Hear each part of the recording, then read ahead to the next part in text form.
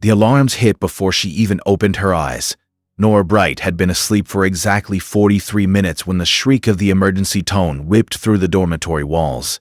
Red light flooded the narrow room. The floor vibrated beneath her thin mattress.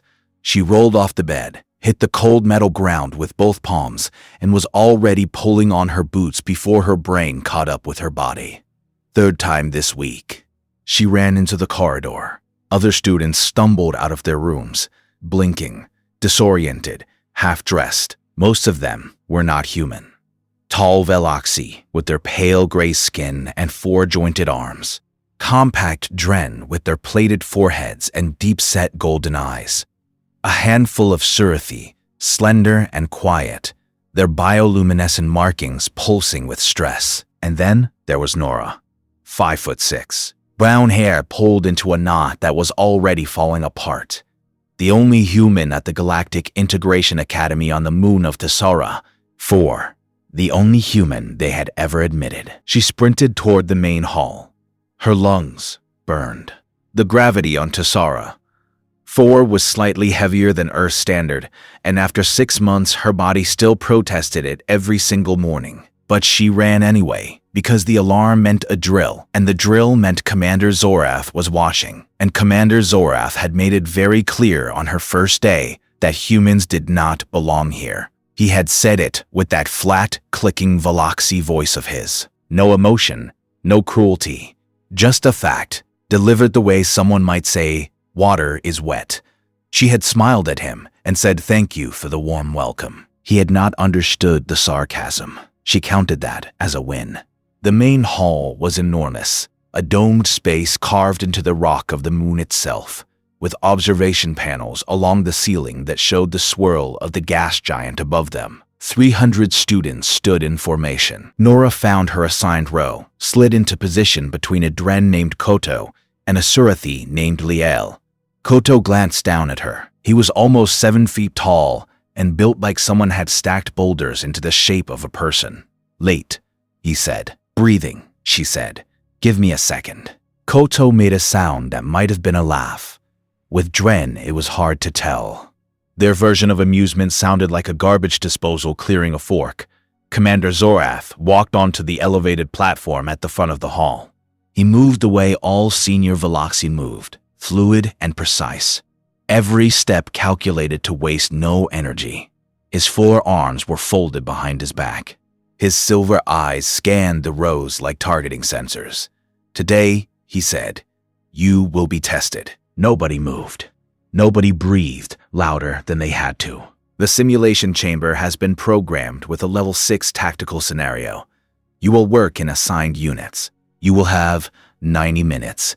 The objective is extraction of a civilian target from a hostile zone. Nora kept her face still. Level 6. That was 2 levels above anything they had done before. Most of the students here had been training since childhood. She had been here 6 months. Unit assignments are displayed on your wrist terminals now.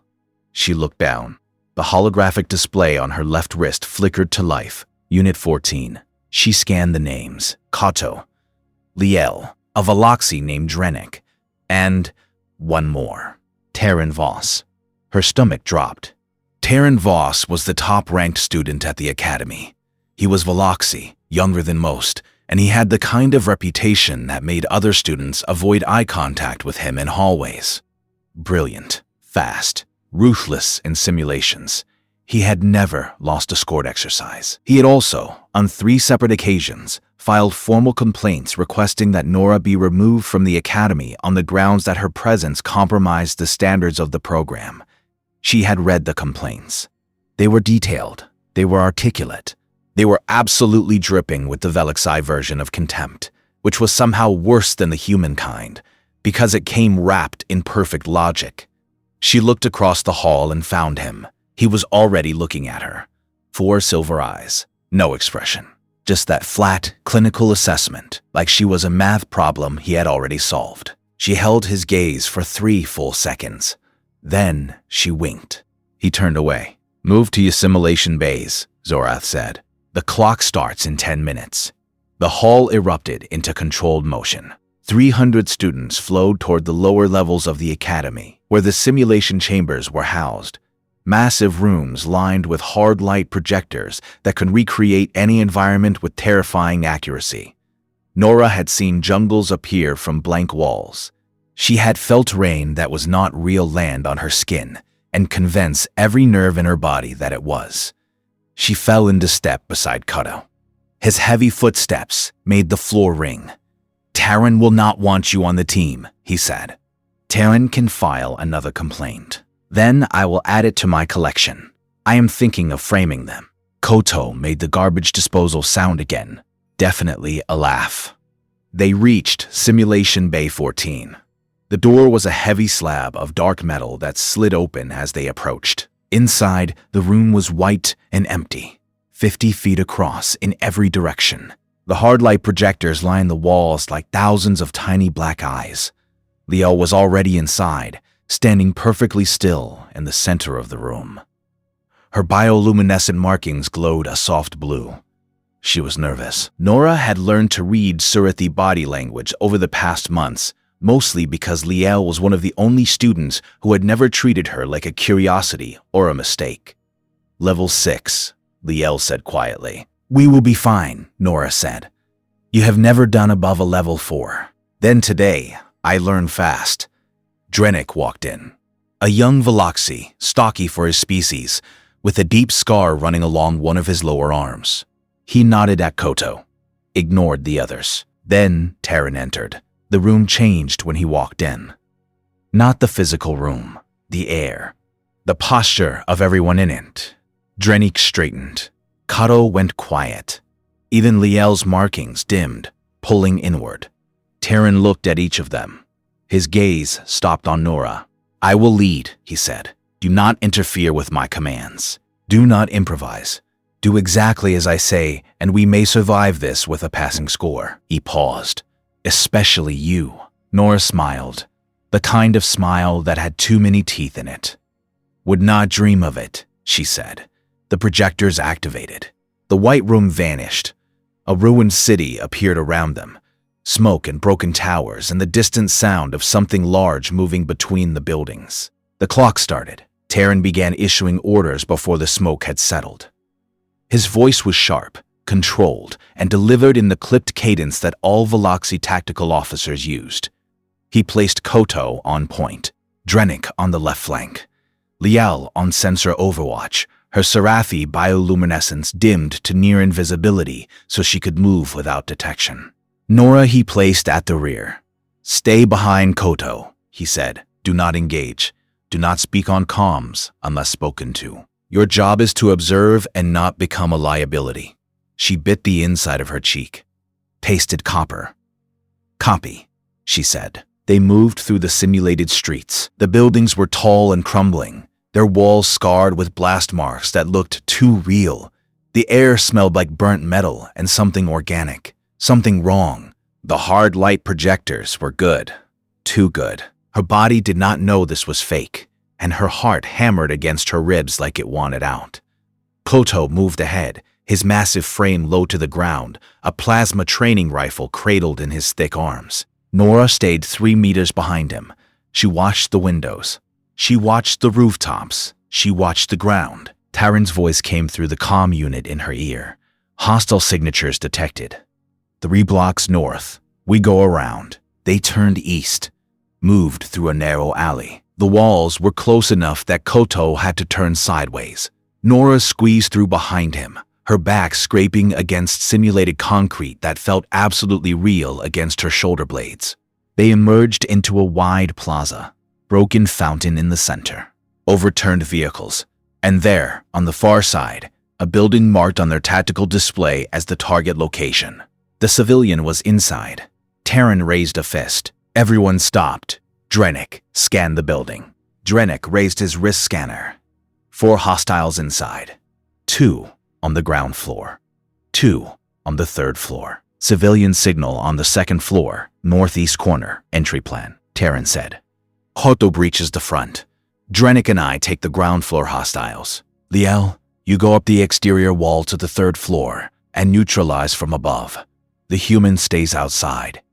The human, not Nora. Not her rank, not her unit designation. The human. Something hot moved through her chest. A sweet, familiar thing. Copy, she said again. They moved into position. Kato crouched by the front entrance, his shoulder against the frame.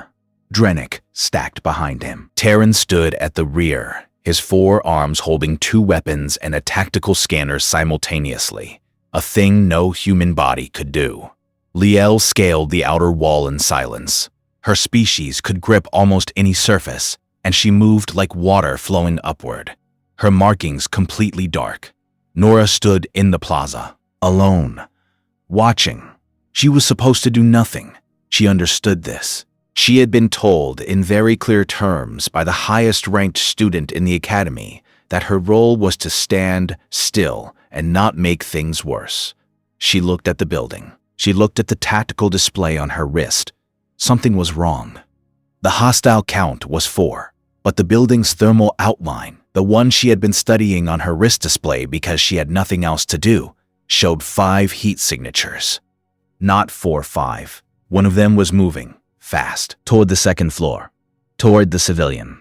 Nora opened her mouth to speak on comms. Terran, there is a 5th hostile, 2nd floor, moving toward the target. Silence. Then Tyron's voice, cold and flat.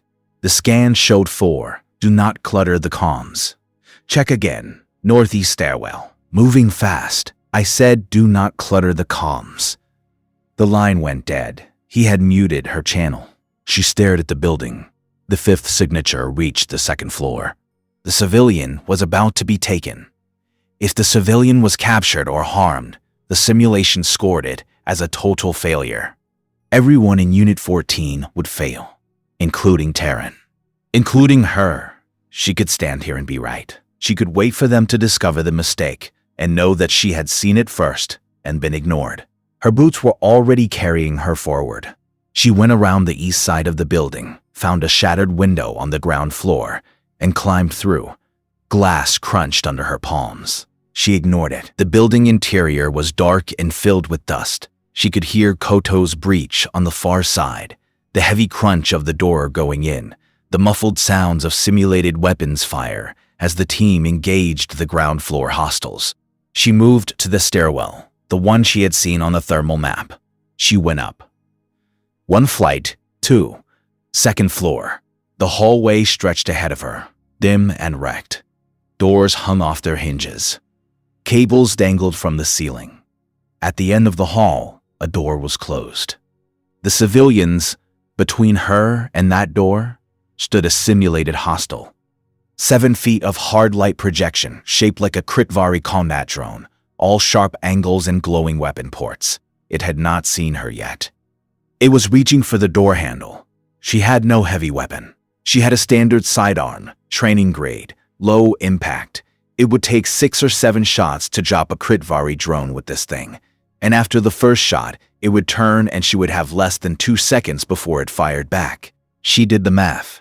Not with numbers. With her body. She grabbed a chunk of concrete from the crumbled wall beside her and hurled it down the hallway, past the drone, past the door, so it smashed into the far wall with a crack that echoed through the building. The drone turned toward the sound. She fired. 1, 2, 3 shots into the exposed joint at the back of its neck, the one spot on a Kritvari drone where the armor plating did not overlap. She had spent 3 weeks studying those schematics in the library because nobody would train with her and she had nothing else to do at night. 3 shots. The joint shattered. The drone dropped. She stood in the hallway, breathing hard, sidearms still raised. Her hands were shaking, but her aim had not. She opened the door. The civilian, a holographic figure designed to simulate a frightened Scifi child, cowered in the corner. Nora knelt down. "It is okay," she said. "I have got you." She scooped the projection into her arms. It felt real. It weighed almost nothing. She carried it down the stairs. By the time she reached the ground floor, the rest of the team had finished clearing the building. Koto stood in the lobby, breathing heavily. Drennick leaned against a wall. Liel dropped down from the upper floor, landing without a sound. Terran stood in the center of the room. 4 silver eyes fixed on Nora, on the civilian in her arms. On the drone kill notification blinking on his tactical display, the simulation ended. The ruined city melted back into white walls and black projectors. The civilian vanished from her arms. The room was silent. Unit 14, the simulation's automated voice announced. Objective complete. Score 94%. Highest unit score of the session. Kanto made his garbage disposal sound. Liel's markings bloomed bright blue. Terran said nothing. He looked at Nora for a long time. Then he turned and walked out of the bay without a word. Nora watched him go. Her hands were still shaking. She clenched them into fists at her sides and followed the others out. The scores were posted within the hour. Unit 14 sat at the top of the board, a position that Terran had held individually for 2 years, but had never achieved with a team exercise at this level. Every other unit had failed to extract the civilian. Every single one. The 5th hostile had been a hidden variable, an unannounced element designed to test whether teams could adapt to incomplete information. 17 units had missed it entirely. 4 had spotted it too late. Unit 14 was the only one that had neutralized it before it reached the target, because of Nora. The facts spread through the academy the way all unwelcome truths do, fast and sideways, through whispered conversations in dining halls and quiet messages on personal terminals. The human had saved the exercise. The human had spotted what the top-ranked Veloxy student had missed. The human had disobeyed a direct order and had been the right call. Nobody said it to her face. Not yet. But she noticed that when she walked into the dining hall that evening, 2 drenched students moved aside to give her space at their table. Not much space, just enough to sit. She sat down, put her tray on the table, looked at her food, some kind of protein block that tasted like cardboard soaked in regret. Koto dropped into the seat across from her. The bench groaned under his weight. Terran requested a meeting with Commander Zorath, he said. Let me guess. Another complaint. No, Koto tilted his head. He requested that you remain on his unit for the next exercise cycle. What? He did not explain why. Terran does not explain things. But the request is logged. She looked down at her food. Then, she looked at the scoreboard displayed on the far wall of the dining hall, Unit 14, glowing at the top. She picked up her fork and kept eating. The protein block still tasted like cardboard. But somehow, that was fine. Commander Zorath summoned her to his office the next morning. The office was carved directly into the stone of the moon, a round chamber with no decorations, no personal items, nothing on the walls except a single display screen showing tactical data that scrolled endlessly. Zorath sat behind a desk made of the same dark rock as the walls. He looked like he had grown out of the room itself. Sit, he said. The chair was designed for Veloxy proportions. Her feet did not touch the floor. You disobeyed a direct order from your unit leader during the simulation. You broke communication protocol. You entered a hostile zone without backup, without authorization, and without adequate armament. He watched her. 4 silver eyes, unblinking. She made herself hold still, even though every cell in her body wanted to fidget. The 5th hostile was my addition to the scenario, Zorath said. I placed it there specifically to test adaptive response under information deficit. It was designed to be missed by standard scanning equipment. Only a manual thermal reading from an external position would have caught it. He paused. You were the only student in the entire session who identified it. I had nothing else to do. You put me on the outside. So I looked. Most students in your position would have accepted the assignment and waited. Most students in my position are not the only human on a moon full of people who think she does not belong. The room was quiet. The tactical data scrolled on the wall. Your combat technique was unorthodox, Zorath said. I threw a rock at it. You exploited an auditory distraction to create a 2-second engagement window on an exposed joint that most advanced students cannot identify under stress. I have had a lot of free evenings. Something shifted in his expression, not warmth. Veloxy did not do warmth, but something adjacent to it, a recalibration. I admitted you to this academy. against the recommendation of every senior instructor. He said, I did so because the Galactic Council mandated human inclusion in advanced tactical programs as part of the integration treaty. I expected you to wash out within the first month. She said nothing. You have not washed out. No. Why? Really thought about it. Not the rehearsed answer she kept in her back pocket for moments like this. The diplomatic one about interspecies cooperation and the honor of representing Earth. She let that one go. Because every time someone tells me I do not belong somewhere, I start to get comfortable. Report to Simulation Bay 1 tomorrow at 0600. You will be joining the Advanced Tactical Evaluation course. It is designed for third-year students. You are in your first year. Her heart did something complicated. Is that an order? It is an opportunity. Whether it becomes a regret is up to you. She stood. Her feet hit the floor with a small sound that she was suddenly very aware of. How small it was. How human. In this room, built for bodies twice her size. Thank you, Commander. Do not thank me. Thank the rock you threw at my drone. She walked out. The corridor was empty. She made it 30 feet from his office before her back hit the wall, and she slid down to the floor and pressed both hands against her face and breathed. Just breathed. Then she stood up, fixed the knot in her hair that was already falling apart again, and walked to the library to study third-year tactical schematics. She had a lot of catching up to do. The Advanced Tactical Evaluation course met in Simulation Bay 1, which was twice the size of any bay Nora had trained in before. The ceiling was so high it vanished into shadow.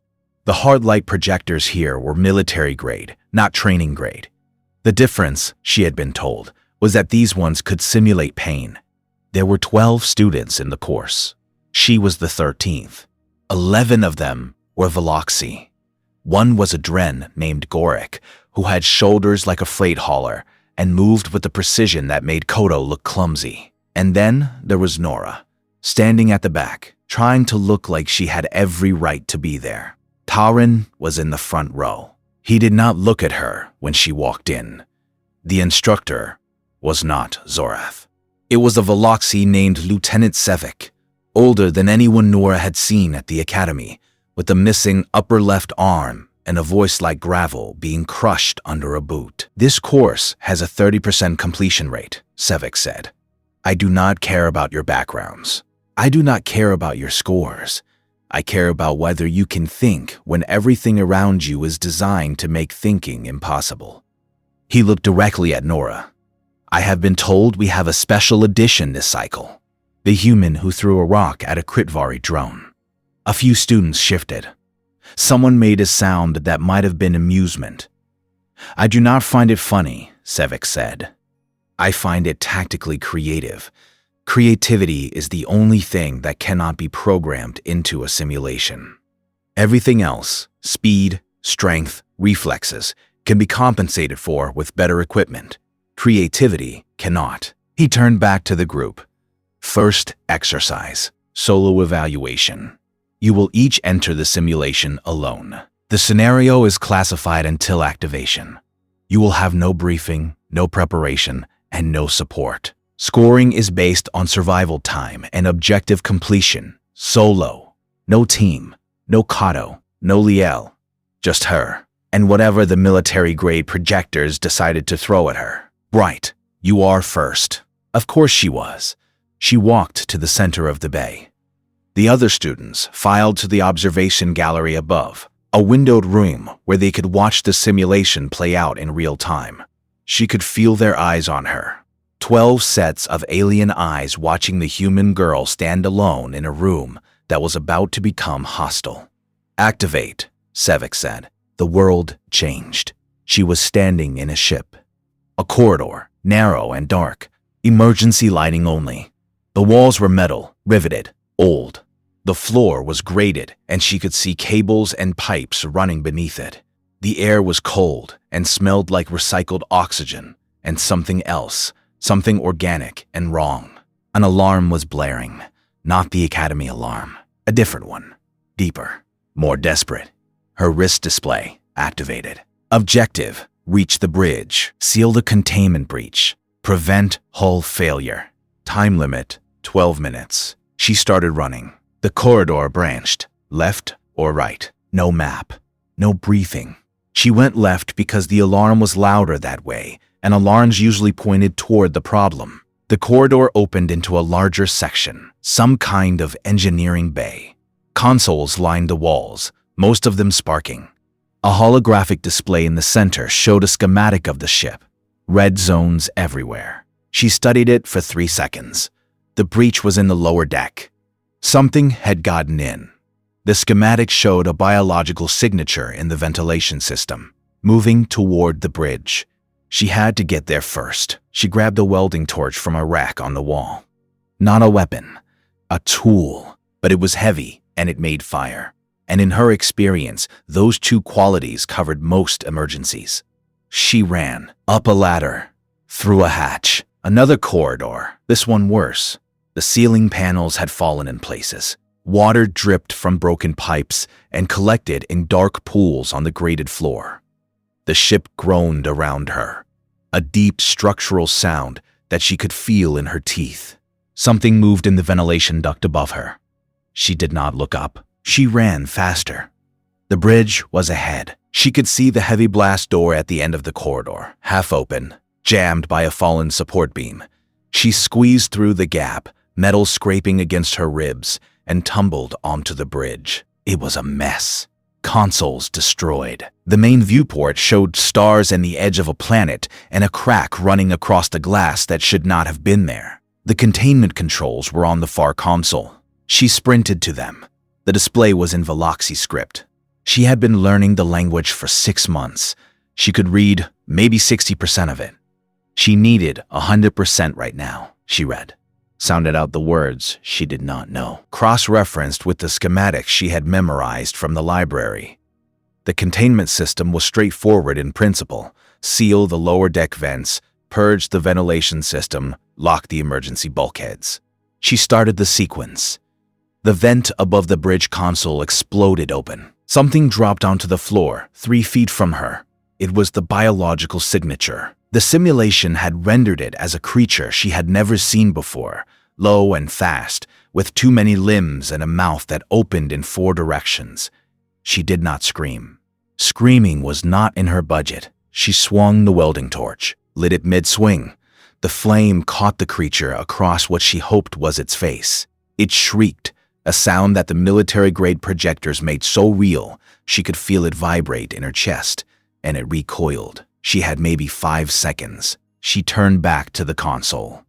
Entered the next command.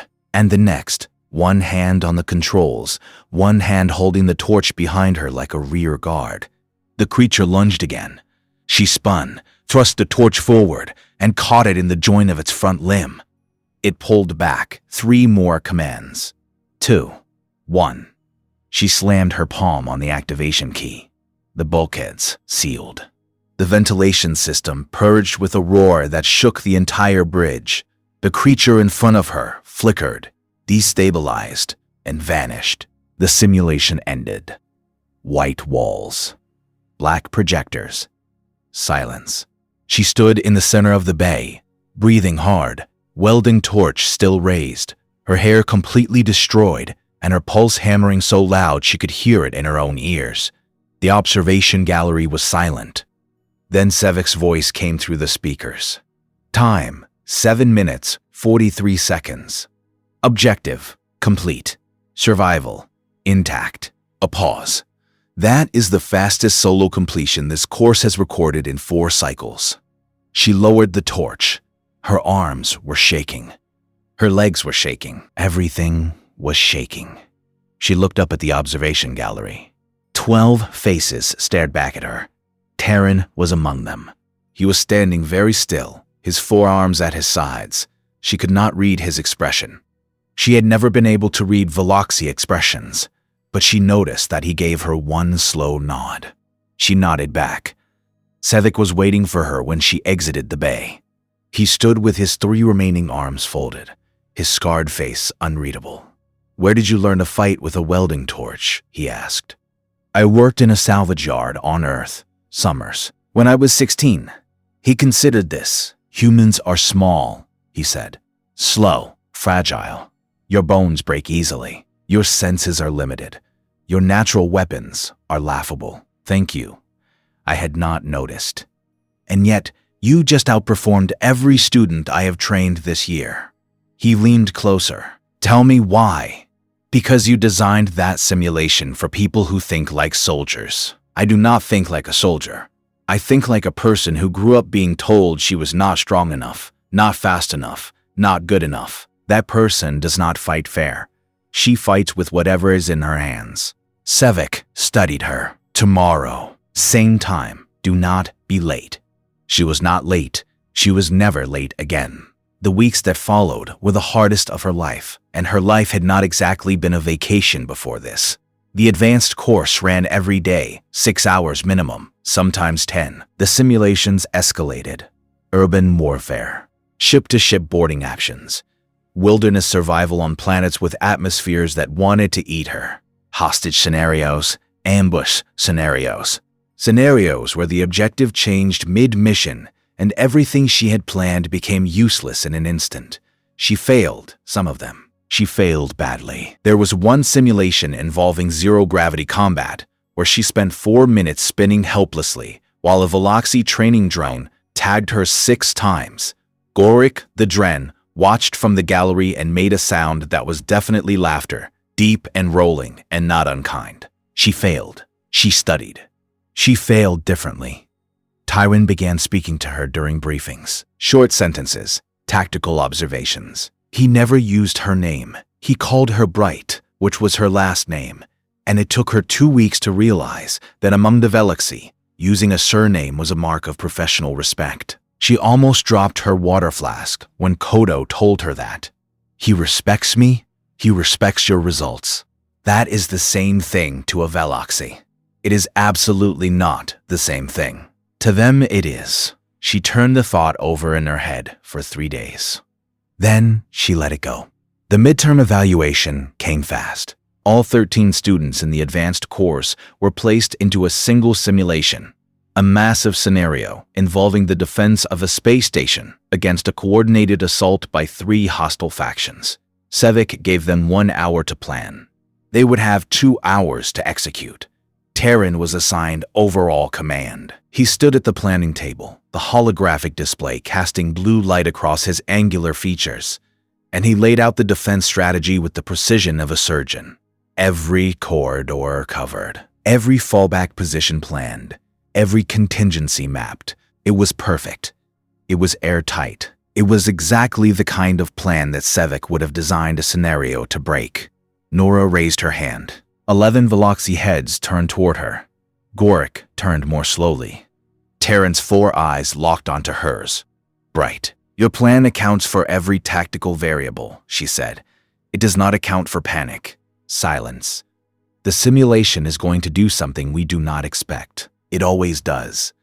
Your plan has no room for chaos. When something goes wrong, and it will, everyone will try to follow the plan, and the plan will not fit anymore, and the delay between realizing the plan is broken and adapting to the new situation is where we lose. I am suggesting we build a chaos protocol, a subset of the team that operates outside the main plan.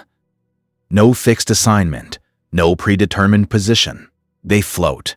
When the unexpected happens, they respond, not to save the plan, but to buy time for the rest of us to make a new one. Terran stared at her. Who would lead this subset? I would. You are the least experienced member of this course, and I have the most experience with things going wrong. Gorik made his laughing sound. This time, it was definitely warm. Terran was quiet for 10 seconds. For a Veloxy, that was an eternity of deliberation. Take Gorik and Liel. He paused. Liel is not in this course. I need her sensor capability. Another pause. Longer. I will speak with Sevik. Liel was added within the hour. Nora briefed her and Gorik in a corner of the simulation bay while the others finalized the main defense strategy. She laid out her approach in simple terms. Stay mobile, stay quiet, watch for the thing that does not fit. What does that mean? Gorik asked. It means when everyone else is looking at the explosion, we look at the hallway behind us. Gorik nodded slowly. I like this human thinking. It is called paranoia, where I am from. On my world, it is called survival. Two species, same instinct. The simulation began. For the first 40 minutes, Terran's plan held perfectly. The three hostile factions assaulted the station from different vectors, and the defense teams met them exactly where predicted. Corridors were held. Fallback positions activated on schedule. The score climbed steadily. Nora's team floated through the station's maintenance tunnels, a network of crawl spaces and utility corridors that the main plan had designated as non-critical. They moved quietly. Gorik, despite his size, could move in near silence when he chose to. Liel's markings were dark. Nora led, her wrist display showing the station schematics she had memorized overnight. At minute 41, the lights went out. Not the emergency lights. Everything. Total darkness. The station's power grid had been sabotaged. A fourth faction, unannounced, unjammed, had entered the scenario through the maintenance tunnels. Through the exact tunnels Nora's team was moving through. She heard them before she saw them. The click of magnetic boots on metal grating. The hum of weapons powering up, coming from ahead and behind. Trapped. Gorik's hand found her shoulder in the dark. Massive, heavy, steady. Above us, Liel whispered. Her markings pulsed once, the faintest blue, illuminating a maintenance hatch in the ceiling. An air recycling duct. Barely wide enough for Nora. Definitely not wide enough for Gorik. Go, Gorik said. I will hold the tunnel. They will overwhelm you. I am Dren. We are built to be overwhelmed. It just takes longer. She did not argue. There was no time. She climbed. Liel followed. The duct was tight and dark and smelled like ozone and dust. They crawled on elbows and knees, moving toward the station's core, where the primary power controls were located. If the fourth faction had killed the grid, restarting it would restore the defense network's coordination. Behind them, she heard Gorik roar. The sound shook the duct around her. Then weapons fire. Then silence. She kept crawling. They reached the core. Liel found the access panel by touch, her fingers reading the surface like braille. They dropped into a large circular room dominated by the station's main reactor, a towering column of pulsing light that had been reduced to a dim flicker. The override console was on the far side. Between them and the console stood the fourth faction's command unit, 6 hostiles, armed, waiting. They had expected someone to come. 6 against 2. No heavy weapons. No backup. Nora looked at Liel. Liel looked at Nora. I have an idea, Nora said. It is a bad idea. Your bad ideas have a better success rate than most people's good ones. Liel, that is the nicest thing anyone at this academy has ever said to me. Focus. Your markings. How bright can you make them? Maximum output. Liel understood immediately. Her species could produce light intense enough to disorient most other species at close range. It was a defensive mechanism, evolved over millennia, and it was considered deeply personal to use it as a weapon. I will do it, Liel said. No hesitation. On my signal, 3 seconds of full brightness. I need 3 seconds. Liel nodded. Her markings began to build. The light contained just under the surface of her skin, building pressure. The room exploded with light, not white, blue. A blue so intense it had weight, had texture, a blue that hit the 6 hostiles like a physical force. Their visual sensors overloaded. Their targeting systems scrambled. They staggered. 3 seconds. Nora ran, not toward the hostiles, past them, through them. She slid under the arm of the nearest one, rolled between the legs of the next, and her hand hit the override console so hard the display cracked. She entered the restart sequence. Every command burned into her memory from the night before. The reactor surged. The lights came on. The station's defense grid snapped back online. Across the station, Terran's voice echoed through every comm channel, sharp and clear. All units, grid restored. Adapt to fourth faction presence. New defensive positions as follows. His plan was already changing. The Chaos Protocol had done its job. It had bought time. The 6 hostiles in the core room were still recovering from Liel's light. Nora did not wait for them to finish. She grabbed Liel and they ran. They found Goric 2 levels up, sitting against a wall with his back to a corridor full of fallen drones. He had taken out 9 of them before his training weapon overheated. He was bruised and grinning. "Your paranoia works," he said. "Told you." The simulation ran for another 40 minutes. The station held. The 4th faction was neutralized. The final score was the highest in the history of the Advanced Tactical Evaluation course. Sevik announced the results to the full academy. He did it in the main hall, in front of all 300 students, and he did not mention Nora by name. He did not need to. Everyone already knew. That evening, she sat in the dining hall alone. Her protein block was cold. She did not care. She was reading a technical manual on Veloxy Shield harmonics because the next simulation cycle started in 2 days, and she had a feeling Sevik was going to throw energy weapons into the mix. A tray clattered down across from her. She looked up. Tyron sat down. 4 arms, 4 eyes, no expression. "You were right about the Chaos Protocol," he said. "I know. Your execution was reckless. I know that too. You crawled through an air duct. It seemed like the thing to do." He was quiet. She ate her cold protein block. It still tasted like regret. "Bright," he said. She looked up. "I filed complaints to have you removed from this academy. 3 of them. I counted. I was wrong." The dining hall was loud. Students talking, trays clattering, the hum of the ventilation system. But in the space between her and Taryn, it was very quiet. "You do not belong here," he said. "Not because you are unqualified. Because this place was not built for you. The chairs are wrong. The gravity is wrong. The food is wrong. The language is wrong. Everything here was designed to make you fail." He paused. "And you are winning anyway." She put down her fork. "Is that a compliment?" "It is an observation. Coming from a Veloxy, I will take it." He stood, picked up his tray, looked at her one more time. "See you at 0600, Bright." She sat there for a long time. The protein block got colder. Her technical manual glowed on the table in front of her. She picked up her fork and finished eating. Tomorrow was going to be another hard day. She was looking forward to it. The final evaluation came at the end of the cycle. Not a simulation, a real mission. Commander Zorth announced it in the main hall, and the silence that followed was so complete that Nora could hear the hum of the station's life support system 3 levels above them. "A research vessel, the Velartan, has lost contact with the Academy," Zorth said. "It was conducting geological surveys in the asteroid belt of the Tessera system. Its last transmission indicated a critical systems failure and the presence of unknown energy signatures in the belt. The vessel carries a crew of 14, including 2 civilian scientists." He paused. "Let the weight of it settle. This is not a simulation.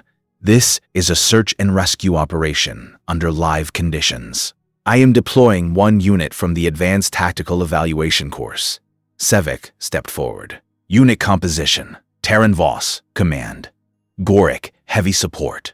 Liel, sensors and reconnaissance. Drenik, secondary tactical." He looked at Nora. "Bright, adaptive response." She did not blink. She did not smile. She stood at attention and said "Bakapi," and her voice did not shake, and that was the only victory that mattered in that moment.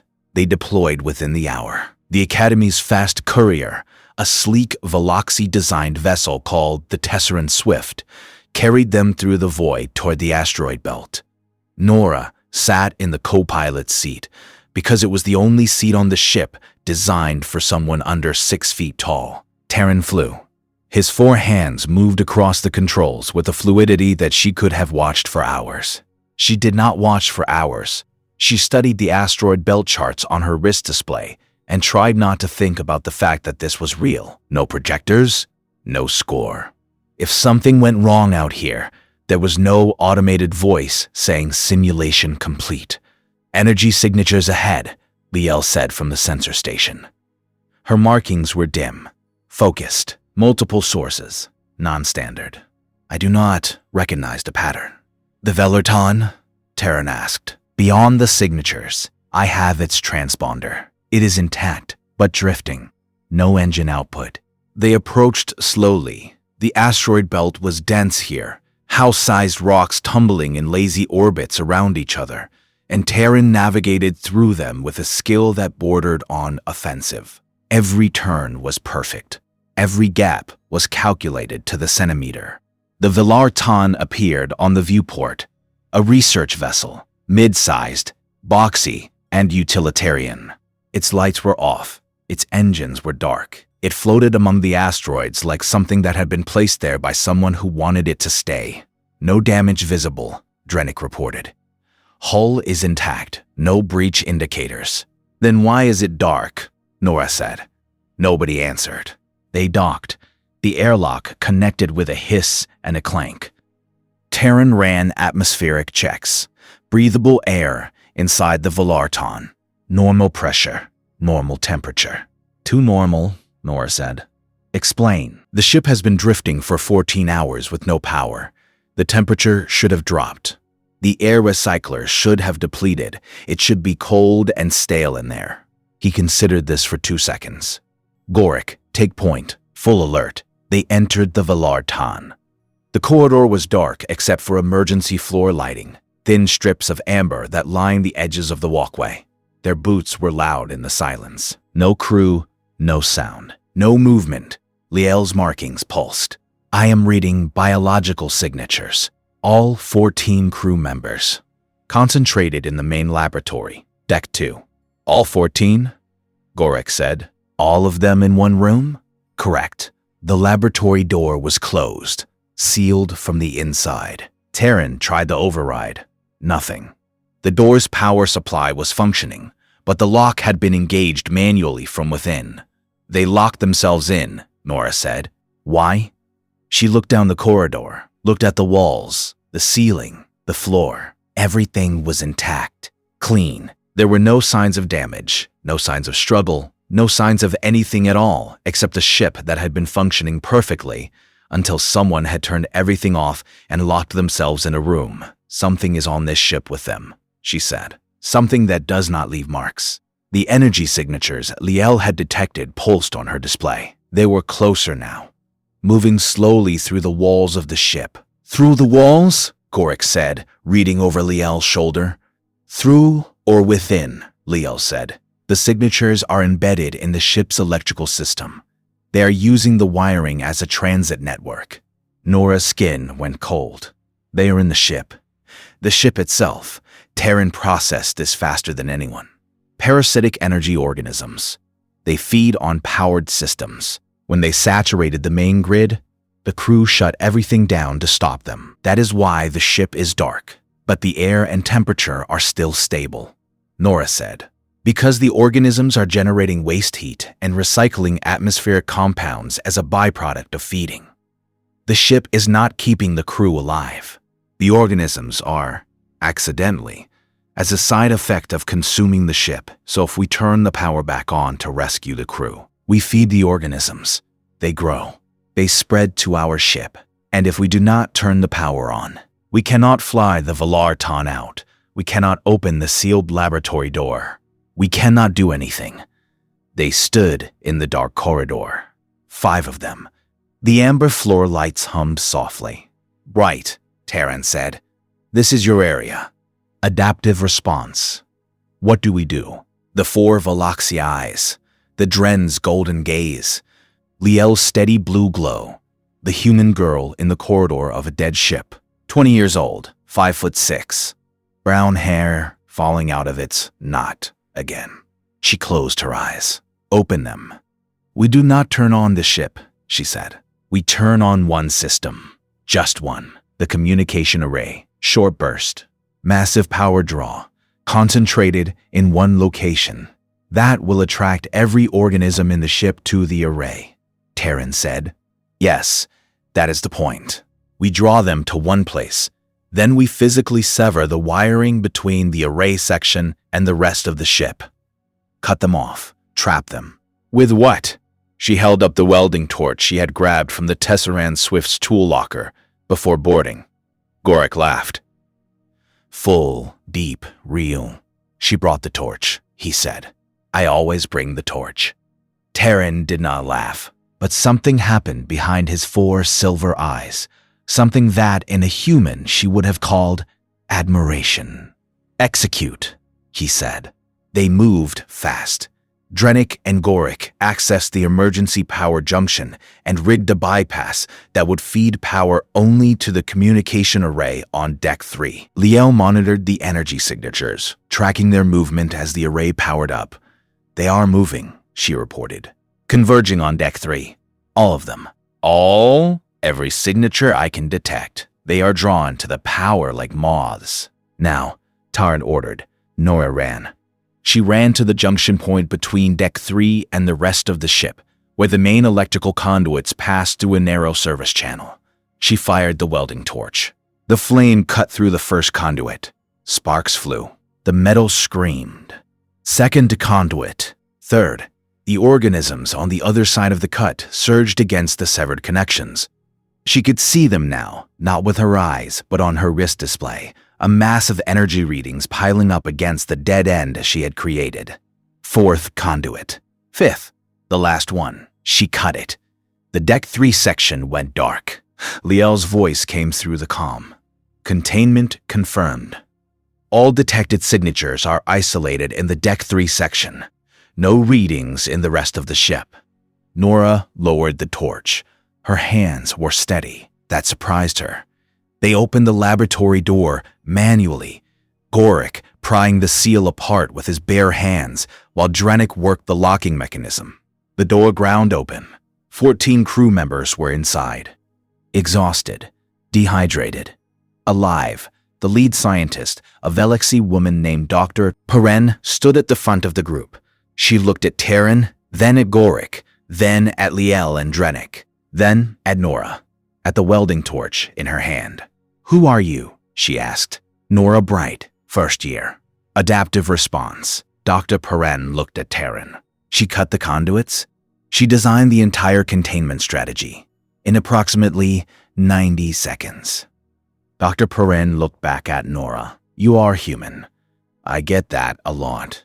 They evacuated the crew to the Tesseran Swift. The Velarton was left drifting, its Deck 3 section now a sealed container for the energy organisms. A proper containment team would be dispatched from the Academy to deal with them. On the flight back, Nora sat in the co-pilot seat. The asteroid belt fell away behind them. The gas giant of Tessera swelled in the viewport, its bands of amber and purple filling the glass. Terran flew in silence for a long time. Bright, he said. Voss, when I filed those complaints, I used the word liability. I said you are tactical liability to the program. I remember. I am going to file a correction. What will the new word be? He was quiet for a moment. His 4 hands moved across the controls. Asset. She looked at the gas giant. The colors shifted as they drew closer. Layers upon layers of atmosphere, each one distinct, each one part of the same massive, turning whole. I will take it, she said. The Tesseran Swift docked at the Academy just before dawn. The gas giant's light filtered through the observation panels in long bands of gold. The crew of the Velarton was taken to medical.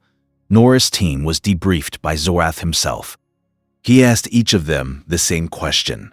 What was the most important decision made during the mission? Terran said delegating adaptive response to Nora. Gorik said bringing the welding torch. Liel said trusting her team to protect the thing she could not protect alone. Drennick said nothing. Then he said, following someone who thinks differently than I do. Zorath looked at Nora. The most important decision, she said, was made 6 months ago. By you. When you let me in? Zorath held her gaze for a long time. Then, he did something she had never seen a Veloxi do. He inclined his head, just slightly, a gesture she had read about in her cultural studies, but never witnessed. Acknowledgement, between equals. She walked out of the briefing room and into the corridor. Kodo was waiting. He had heard, everyone had heard. He fell into step beside her, his heavy footsteps ringing on the floor, and he said nothing because nothing needed to be said. They walked to the dining hall. She got her tray. She sat down. The protein block tasted exactly the same. She ate every bite.